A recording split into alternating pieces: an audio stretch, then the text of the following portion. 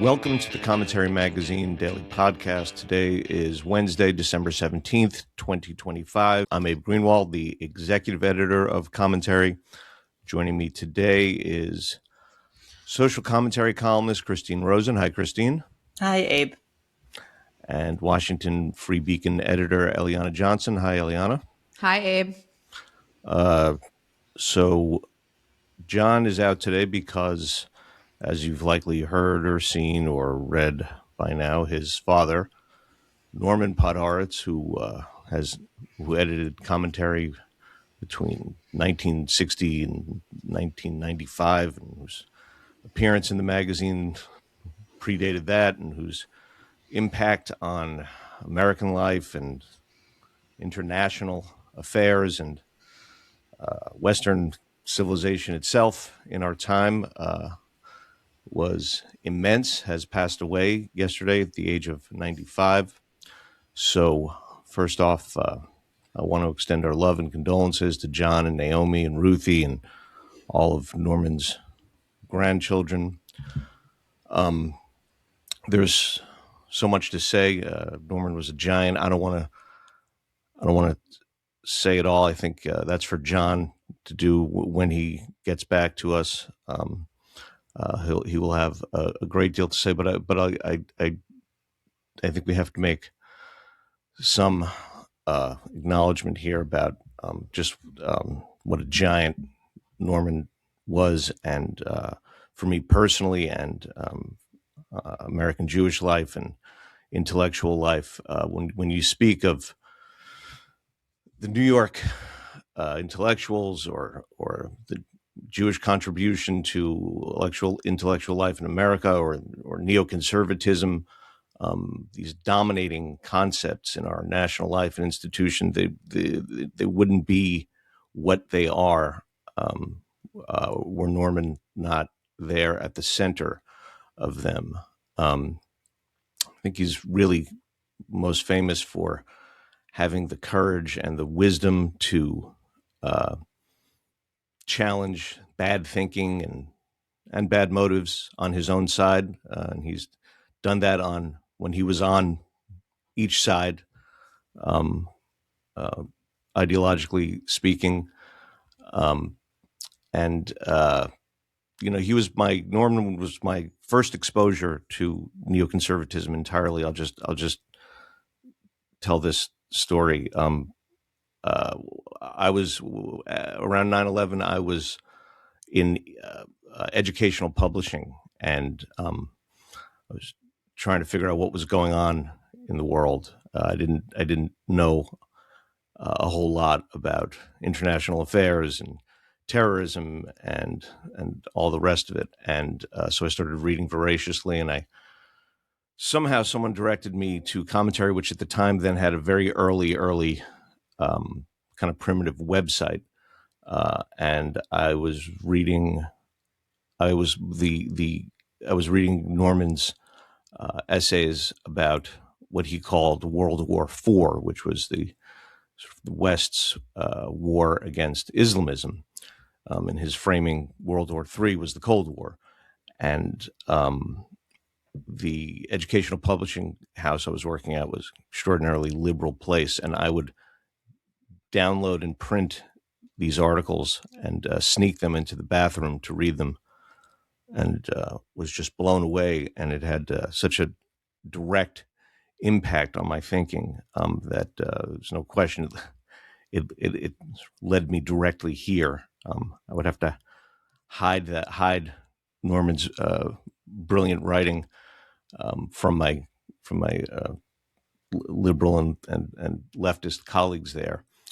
And I just want to say he's known for so many things, but that in particular, his framing of the post 9/11 world and what it meant for America had such an impact on me.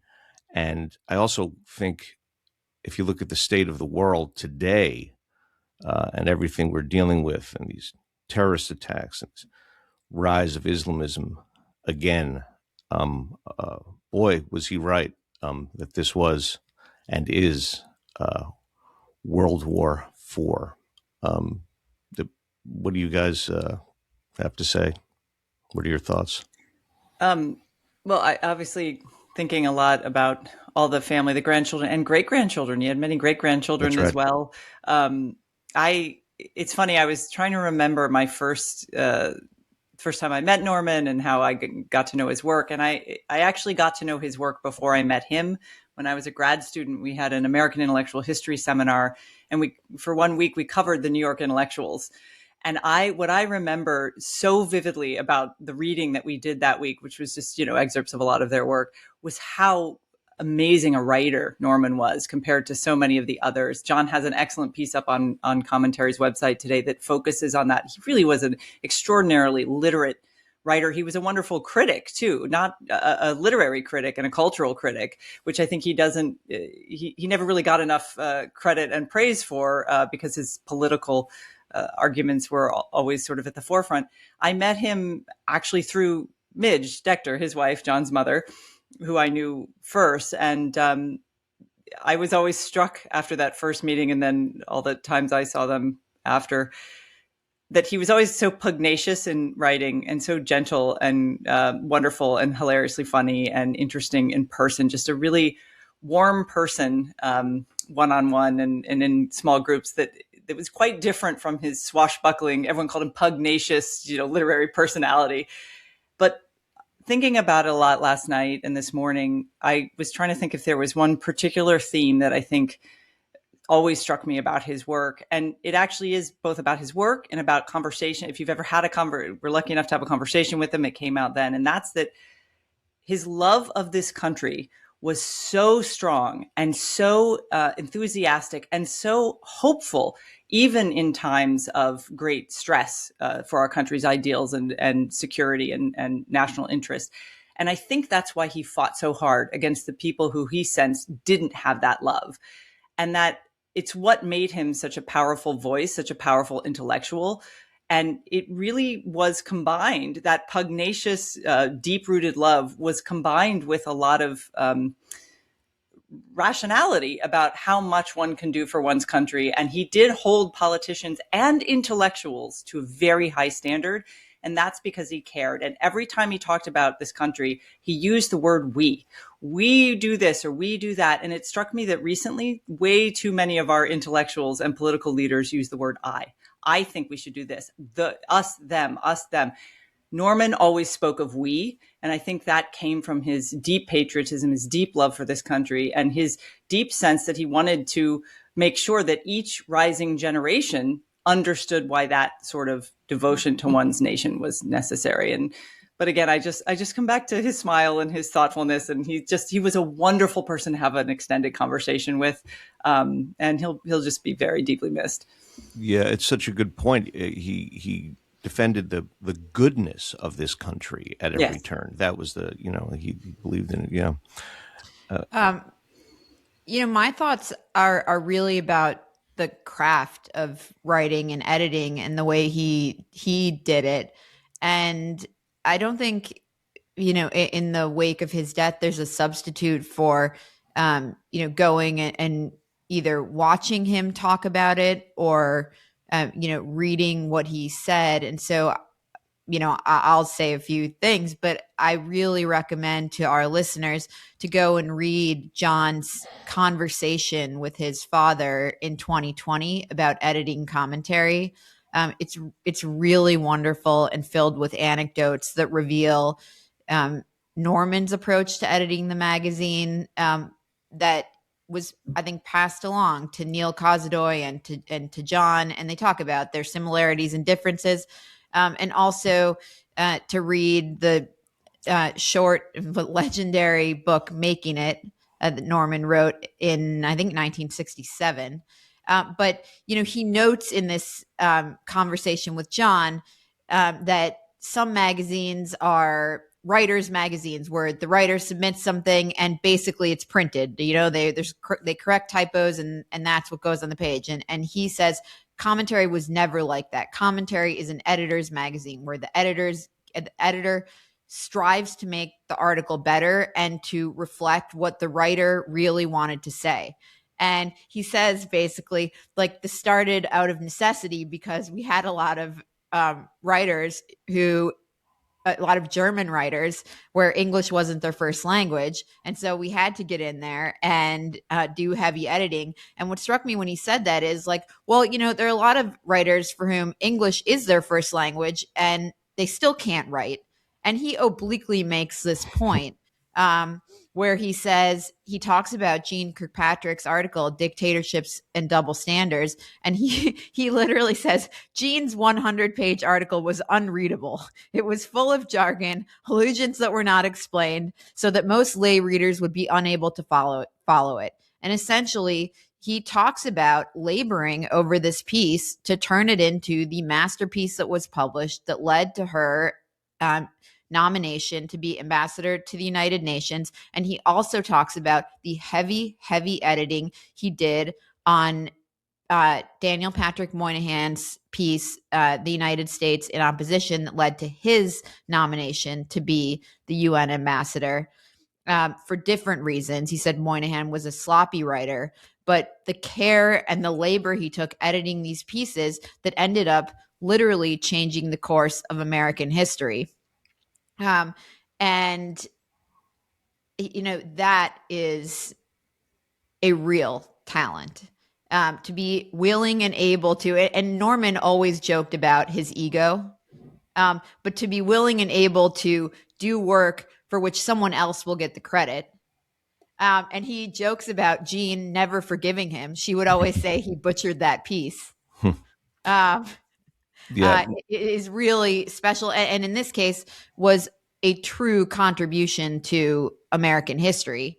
And then in making it, the book is so wonderful. And like, he was an artifact of American history in that in the book, he writes about like his own unabashed pursuit of success. In a way that, like, pulled back the curtain on New York intellectual life. Like, it's very Tom Wolfian. It scandalized everyone. Scandalized everyone at the time. Now, when you read it, like, it doesn't read scandalous at all. But for the son of poor immigrants from Brooklyn to write about, you know, his own ambition and pursuit of status, success, money in like this honest way is just so wonderful and true and honest and fame, and fantastic. Well, and that, I think his honesty about that is why he was so clear-eyed in noting the false modesty among his peer group and the sort of, you know, the idea that they've just risen to the top because they're brilliant. And he absolutely punctured that bubble constantly, which I think is a public service. If you work in the world of ideas, we need more of those people. I mean, that's actually, it was a true service of its own. Such good points. Yeah. There's a anecdote. It comes up certainly in making it, and it comes up in My Love Affair with America, which is another great book of his. You know, I just want to say, I'll get to the anecdote in a second, but you're right about, you know, what an incredible stylist he was. He wrote sort of page turners of ideas, which is not easy. You know, it's kind of athletic prose style that you just, you know, you absolutely couldn't put one of his books down. He was sort of always on a roll. But there's this anecdote that appears over and over about his growing up. He grew up in a largely Yiddish-speaking household in Brownsville, Brooklyn, and as a kid, he had a strong Yiddish accent, even though he was born in this country. And he was at school, and his teacher said to him, "Where are you going, little boy?" And as he tried to sort of translate his Yiddish accent on the page, he said, "I'm going up the stairs. I'm reputed to have replied," is what he wrote. And this teacher, who he often refers to as Miss K or Mrs. K, immediately put him in remedial English class, and he's forever thankful for that. That was that was the beginning of Americanizing him in a way that opened the world to him. And there's also a point in that anecdote that I don't know if he ever dwelled on it, but it struck me last night when I was thinking about it as very cosmically poignant. And I love that the thing that he said that was overheard that triggered her sort of snatching him and cleaning him up, as it were, is that I'm going up the stairs, because this gets to another theme. His life is all about ascendancy. It's what making it is about. It's all about using the opportunities granted in this country and unabashedly using your talent and ability and working hard and rising. So that's it's just the most incredible story. And like I said, John will be back with us at some point, and he will of course have so much to say. And yes, everyone should read what's up on the website now.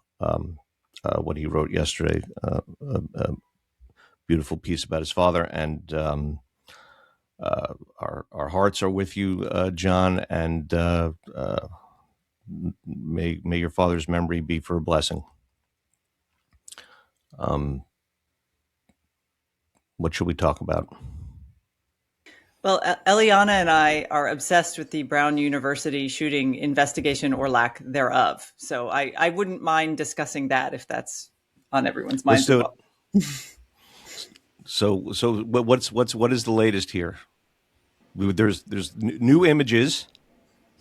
So the authorities released a series of new images of the suspect, as well as video that showed him from 2 p.m. on the day of the shooting throughout the day, pacing around the campus, wearing a mask. But you can see his, skin and sort of his, he seems to be a heavy set type of person.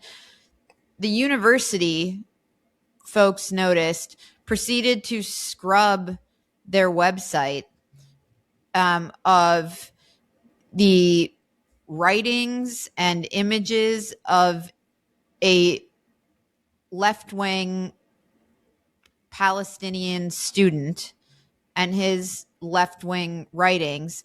And when folks noticed this, they found it suspicious, because it is strange that in the middle of an investigation, the university would be taking web pages down without explanation.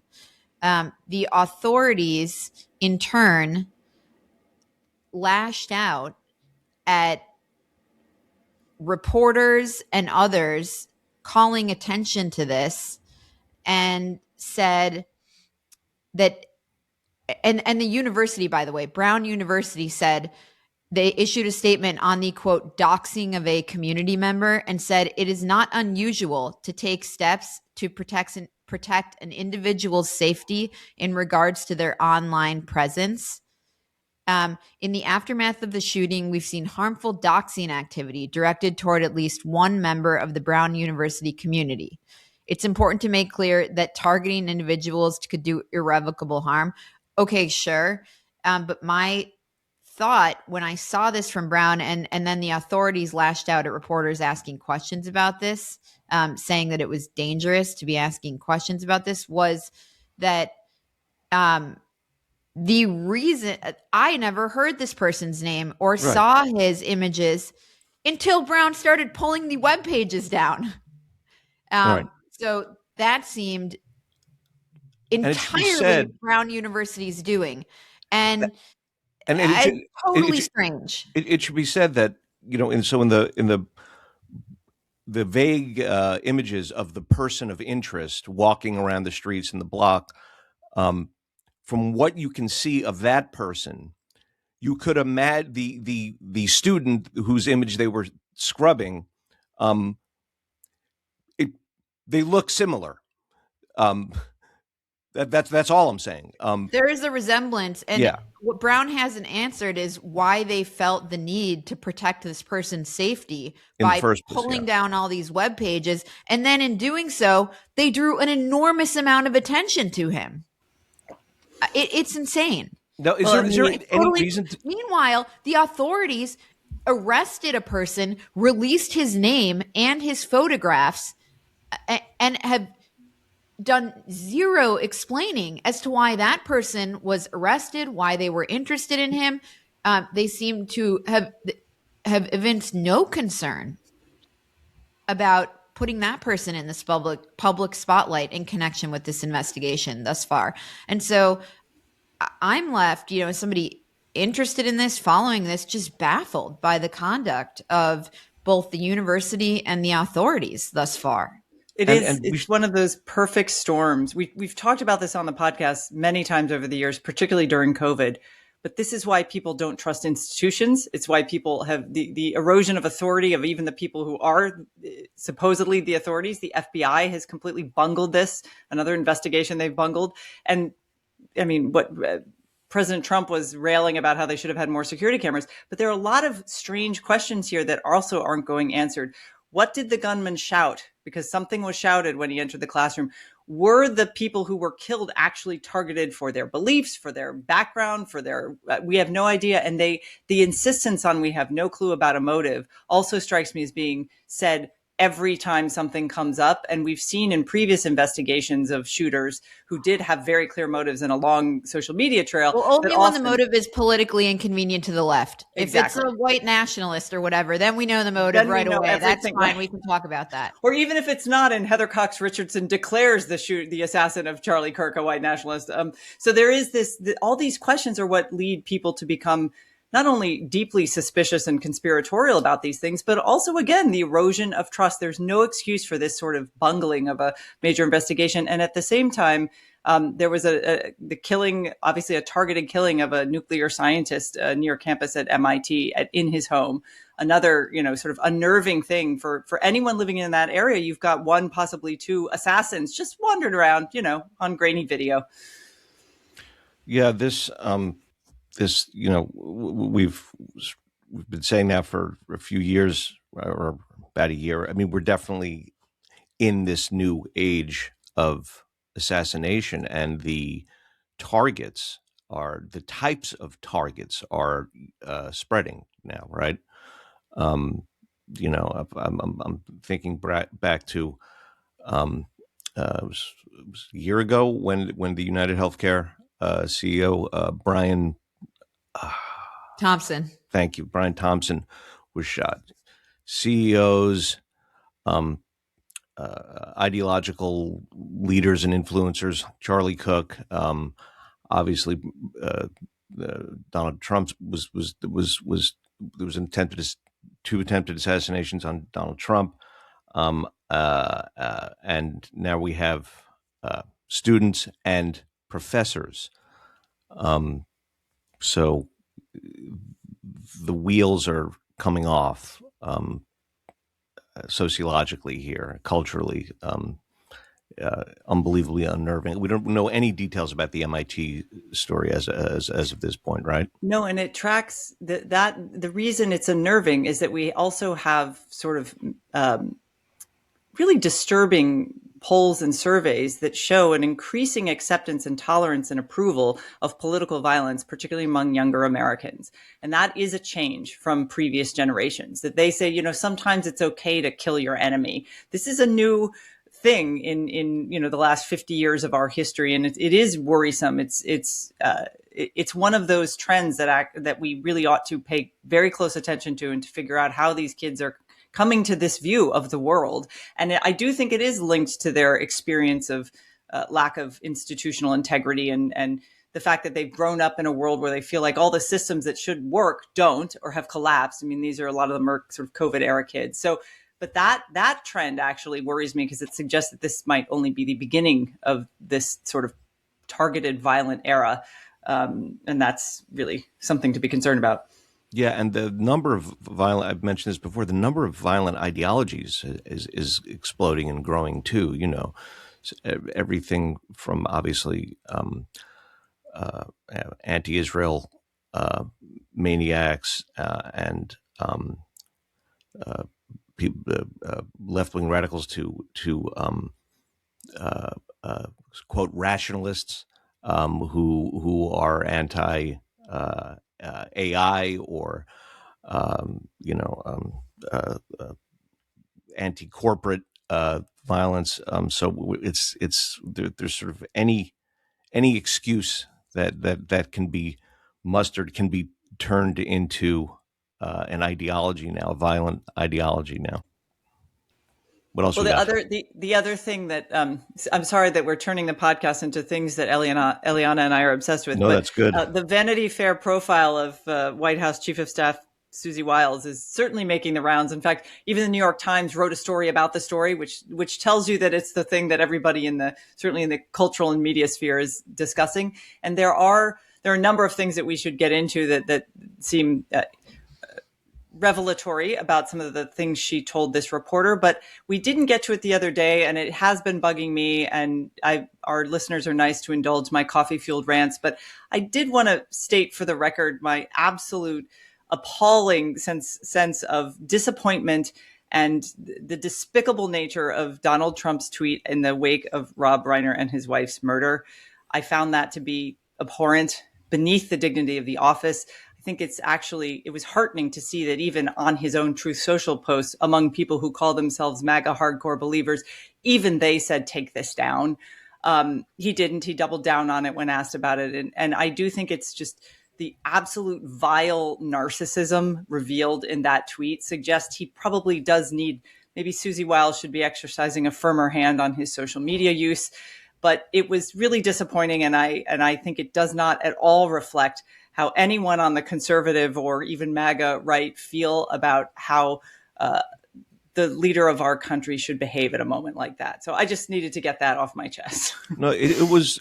I mean, it's hard to even say this, but it was a low for him, in Yes, terms I of think conduct. I think it was. Yeah. And so much so that it seemed that in the wake of it, people on the right went out of their way to pay tribute to Reiner without any mention of politics or ideology, to make a special point of it as a sort of correction for this horrific mistake. Yeah. So Susie Wiles.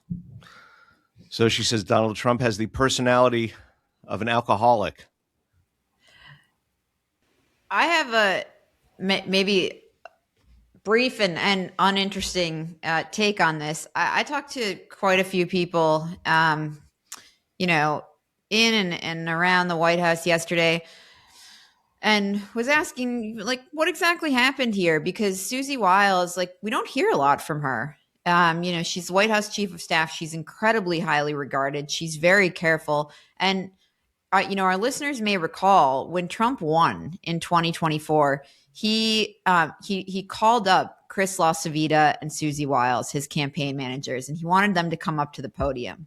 And LaCivita may have come up, but Susie Wiles, like, she didn't want to come up before the cameras, and she's not a spotlight-seeking person. And so I think it came as a real surprise to people to learn that she had sat for 11 interviews with Chris Whipple. I wouldn't really call him a journalist, but he's certainly a chronicler of the lives of White House chiefs of staff, and he's written books about White House chiefs of staff. And then several members of the administration posed for a sort of glamorous photograph with Vanity Fair. And so I do think it came as a surprise, certainly came as a surprise to me, that she was talking to somebody who, I would say is not aligned or friendly necessarily to the administration. But then I read what she said, and she said Trump has an alcoholic's personality. She said J.D. Vance has been a conspiracy theorist for a decade, and that his support for Trump was basically, done was sort of political, done out of political convenience. Whereas Susie Wiles is a Floridian. She's known Marco Rubio for a long time. And she essentially said, I think this was hard for Rubio, and he ideologically had to kind of get himself there. She suggested that his conversion was a bit more genuine. She said that Elon Musk is an avowed ketamine user, and he's an odd duck. She talked about Russ Vogt, the director of the Office of Management and Budget, and she described him as a right-wing absolute zealot. And she said that Pam Bondi completely whiffed, quote, completely whiffed in her handling of the Epstein files. And when I read all this, I kind of wondered, I don't think Trump would care about absolutely any of these things that she said. I think he would agree with most of them. I don't really think he would be bothered by it. And I think the White House's response to this suggests that this is all going to blow over. Don't think it will matter. Certainly don't think the president was bothered. And so the question to me, Wiles came out with a statement that said her quotes were taken out of context. She was misled. So the question I'm left with here is sort of what actually happened. Was she misled? Were her quotes mischaracterized? But I don't actually think that Susie Wiles is in any trouble here. And I don't think that and the thing I was actually left wondering, is she speaking for the president? Did the president want her to do this? Like, are we dumb? Are we dumb and not understanding that there's something intentional happening here? Or did she actually, make a mistake? Were her comments mischaracterized? That's what I'm left wondering. I had a similar question, broader, which is that, because the thing Susie Wiles is known for is being so savvy, running such a tight ship, not making mistakes, being the voice of sanity and reason. And you would just sort of have to think that one would think that there's no way she would be blindsided by a hit job in this way. So was this all intentional in some sense? Yeah, I don't know. I think she knew exactly what she was doing. And the sort of feeble pushback on social media yesterday, once the story hit, was just to calm the more crazed MAGA people who are like, how dare they, put words in her mouth? She can't possibly believe this. The sense I got from the story was that she, if you meet someone and something's a little off about them and they're telling their stories and then they claim to reveal to you something like, oh, well, I might have fibbed about this. And it was just this little fib. And they deliberately tell you that they told you an untruth that's minor. And then you think, oh, now they're being honest with me. But there's a whole lot worse lying and other stuff they were doing behind the scenes. I feel like she was getting ahead of what any, sort of disgruntled liberal reporter would write about this White House. Hence the posing with Stephen Miller and everybody like looking, glamorous, but also a little menacing, because I'm sure she knew Vanity Fair would not give the Karine Jean-Pierre glamour shot. It was going to be the close-up of Carolyn Levitt's face. That poor woman. Never let these people do the close-up. I mean, that's what they did it to Hillary once too in the New York Times. So I guess it's bipartisan. But I definitely got the sense that the line that struck me was when she sort of matter-of-factly stated two things. One, that coming in and winning in the second term meant that there really were no rules or guardrails for Trump, and that everybody who works for him is absolutely on board with whatever he decides day to day to do. And she had I think it was, I might be botching the actual quote, but she said something to the effect of, he just doesn't think there are rules for him. He just does exactly what he wants. There's no limit. There's no limits for him. Like, he really does see himself as this person beyond the reach of norms or rules. And that is really shouldn't be something that's said matter-of-factly, because he represents an institution. And the other stories that I was getting from friends, because they care deeply about this stuff, and as someone who's lived in DC for more than 30 years, I do as well, he's being sued by the Historic Preservation Trust and other places because he's starting to treat the federal government and the federal actual infrastructure, buildings and whatnot, as his own personal empire. And we've, alluded to this here and there, but he wants to repaint the Eisenhower building, he wants, obviously the ballroom and all this. But that sensibility finally clicked for me when I read those words that she told the reporter. I was like, oh, I get it. Like, he's like, there are no rules. I won again. I can do whatever I want. And that is going to affect his popularity with voters. It already is. The tariff stuff she pushed back on, which I thought was interesting. She and several other administration officials told him, you need to cool it with the tariffs because people are feeling a lot of uncertainty and the economy is not where we want it to be. He just ignored them. So she was like, okay. So she's his enabler, which is actually what the White House chief of staff job sort of is, that and keeping, all the kids in line. But I was struck by how matter of fact she stated for the record that he just doesn't think the rules apply to him.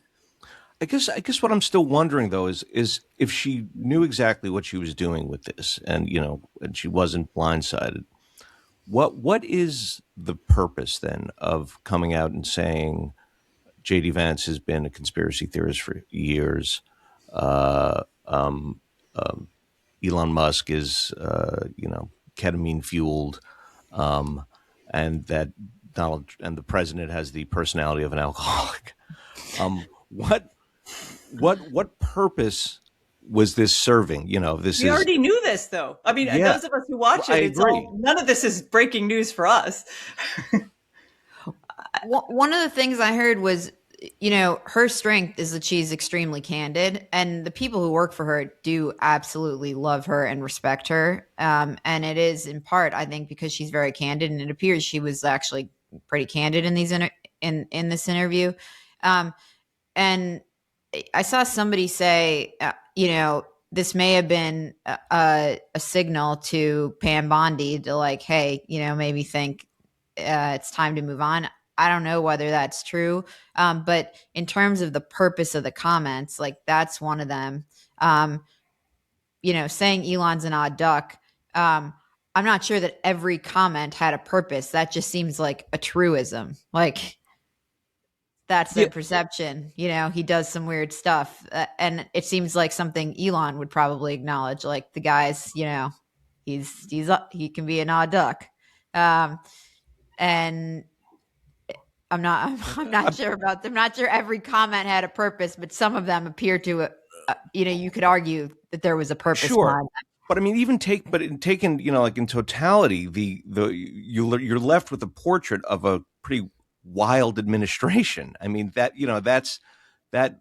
Well, what else is new under the sun, But exactly. So then why? But that's what I'm saying. So why? What would be the purpose in reinforcing this impression that can't help? Well, they didn't ask anything about the kind of the grift part of the Trump administration. I mean, I found that notable that there was not any talk about the Bitcoin stuff and all the deal making. And there's a whole lot of stuff going on behind the scenes in terms of private public money and what I think an investigation might yield later on. And certainly historians will uncover this in years to come about just general graft. She was asked about the January 6th pardons. I did think her answer to that was notable as well. That was another disagreement she had with Trump where she said, we should have vetted that. I thought, I told him that. So her transparency and her candor, as you say, Eliana, is her superpower. And the other part of that piece is that when she walks in a room and Trump isn't in that room, everyone knows that she speaks for him. And so I think maybe showing that they don't agree 100% on everything, but but the entire rest of the White House staff knows she does speak for him if he's not in the room, shows his trust in her. And but I did think it was interesting that she's pointed out in very specific cases, the pardons and the tariffs in particular, where she had disagreements with his decisions. Yeah. I should also note, I have not actually read the 2 Vanity Fair pieces because I freaking refuse to subscribe to pay for a subscription. I have a workaround. I'll send it to you. There's a workaround for the paywall. So everyone should know that I'm taking what Susie Wiles described as out of context quotes and reading them pulled out of their context in the New York Times and then commenting on them. So take that for what you will. Peter Baker's summary in the New York Times was actually a pretty fair rendering of both parts of the Vanity Fair piece. So, but it's not as if she's added context to what she says was taken out of context, right? I mean, no, and that's what made me think. Yeah. Also, it's all on tape. Right. Baker does indicate in the New York Times that she denied saying that Elon Musk is on ketamine. And look, I can't keep track of all the stuff that I've, all the little comments I make either. But then that Whipple actually played the tape where she can be heard saying that. So I assume that like they've got the receipts on this stuff. Well, I think we're just going to have a short show today, considering, and again, hearts go out to John and his family, and all Norman's grandkids, and as Christine noted, all his great grandchildren. And for a recommendation, I would say at this moment, I think it's important to read Norman Podhoretz's My Love Affair with America, actually, because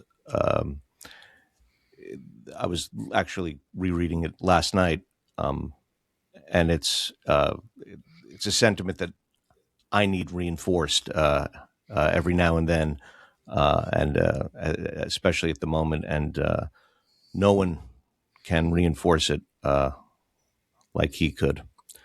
So I think that's it. So for Christine and Eliana and the absent John, keep the candle burning.